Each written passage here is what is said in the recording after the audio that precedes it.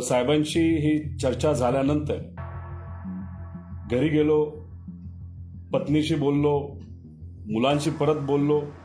तुम्ही म्हणत असाल की लहान मुलांशी काय बोलतो, शेवटी बाप आहे. मुलांना विश्वासात घेण्याची जबाबदारी ही आपल्या सर्वांची असते. आणि त्यांना सांगितलं की मला रोहित पवार म्हणून नाही, पण एक युवा म्हणून कुठंतरी वाटतं की युवांशी संपर्क साधण्यासाठी एक यात्रा आपण काढावी. महात्मा गांधी जयंती होती, त्या दिवशी आदरणीय पवार साहेबांना भेटलो. आत्तापर्यंत जेव्हा केव्हा एखादा विषय नाही तर एखादी भूमिका घ्यायची आली तेव्हा साहेबांना नेहमी आम्ही बोलत आलेलो आहे, विचारत आलेलो आहे आणि त्यांनी आम्हाला योग्य असं मार्गदर्शन केलेलं आहे.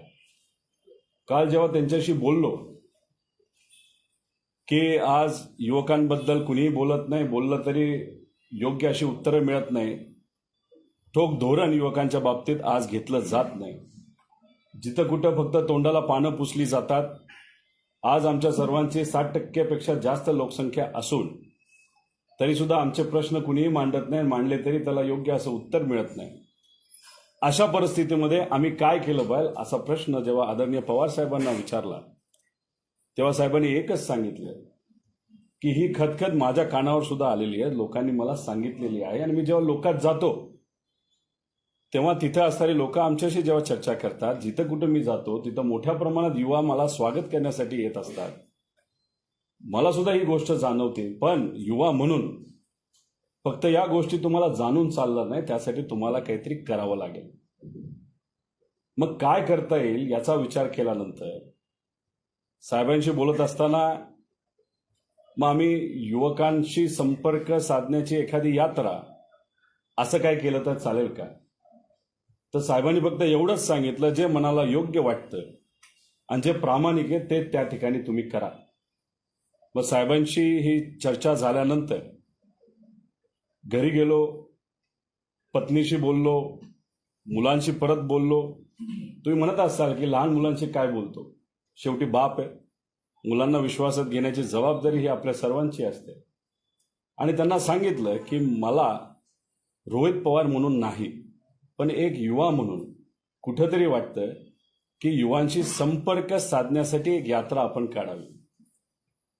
आणि ती यात्रा काढत असताना ही युवा संघर्ष यात्रा, ही यात्रा काढण्याचा विचार हा आम्ही सर्वांनी मिळून केलेला आहे.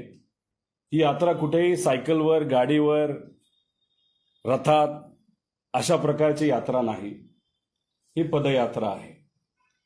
ही पदयात्रा आपण पुण्यापासून सुरू करत आहोत आणि शेवट आपण नागपूरला करणार आहोत.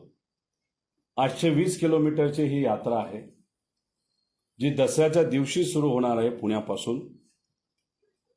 तिथं आम्ही महात्मा फुले, क्रांतीज्योती सावित्रीमाई फुले यांनी शिक्षणाची दिशा जी या राज्याला आणि देशाला दिली, तसंच लहान महाल असेल, त्याच्याचबरोबर संतपीठं असतील 2, देऊचं आणि आळंदीचं, त्याच्याचबरोबर काही महत्त्वपूर्ण ठिकाण जे पुणे शहरामध्ये आहेत, तिथं जाऊन नतमस्तक होऊन युवांना विश्वासात घेऊन.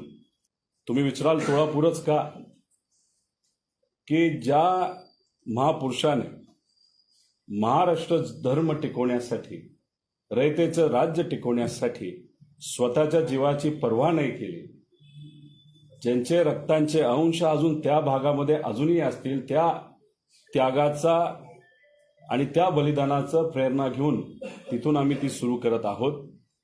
दिवसाला कमीत कमी 17 किलोमीटर आणि जास्तीत जास्त 23 ते 24 किलोमीटर अशी यात्रेचा प्रवास असेल.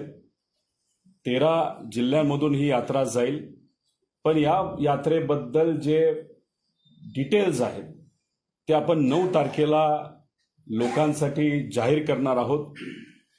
ही यात्रा कुठेही रोहित पवाराची नाही, ही यात्रा कुठेही राष्ट्रवादीची नाही. या यात्रेमध्ये फक्त युवा संघर्ष यात्रा असं नाव असेल आणि आदरणीय पवार साहेबांचं तिथं फोटो असेल. तुम्ही म्हणाल युवा यात्रेमध्ये पवार साहेबांचा फोटो कशाला? 83 वय असताना सुद्धा महाराष्ट्र धर्म टिकावा यासाठी युवकांना लाजवेल एवढे परिश्रम आदरणीय पवारसाहेब आज घेत आहेत. आणि मग आम्ही तर युवा आहोत, तर त्यांच्याकडनं प्रेरणा घेत असताना, आदरणीय पवार साहेबांचा विचार पुढे घेऊन जात असताना, महाराष्ट्राचा विचार पुढे घेऊन जात असताना आम्ही 24 तारखेला ही यात्रा सुरू करणार आहोत.